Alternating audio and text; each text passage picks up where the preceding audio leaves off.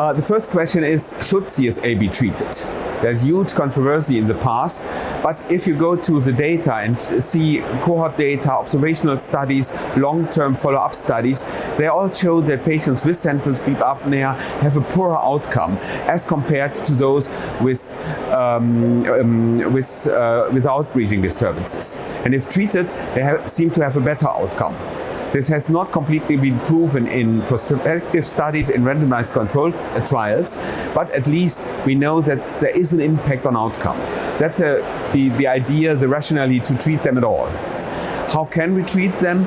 There are different approaches.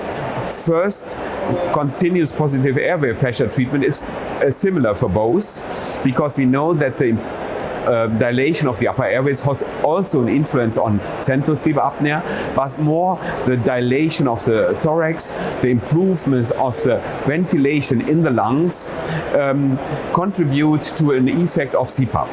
However, CPAP is only effective in about 50% of the patients.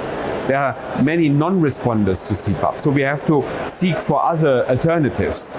And the best alternative is adaptive servo-ventilation, a treatment which again, with a mask, with positive airway pressure, but it counterbalances the pathophysiological breathing pattern. That means in periods of hypoventilation, pressure support is elevated.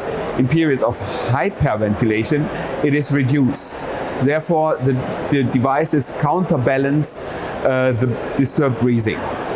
This is very effective in terms of breathing disturbances. It also improves oxygenation, it improves ejection fraction, but there is a controversy if it might be contraindicated in some patients. And here are new findings. We have one study which has been published in 2015 with some negative results in terms of survival. But many other studies published since then with newer devices did not show any harm.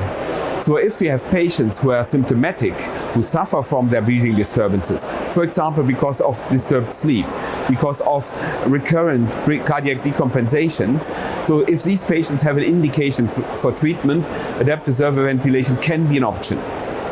Other options are under discussion, for example oxygen supply. But the data are still open. We have not sufficient data to make a clear recommendation for today.